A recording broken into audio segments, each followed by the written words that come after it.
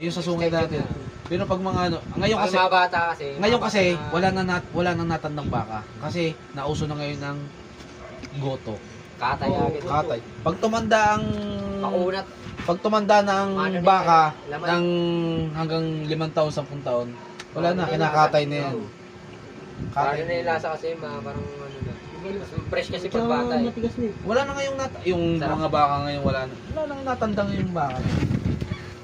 Hindi tulad dati na yung sungay pinagaganda pa, yung kinikis-kis pa para tumulis, hindi na ngayon. Hindi.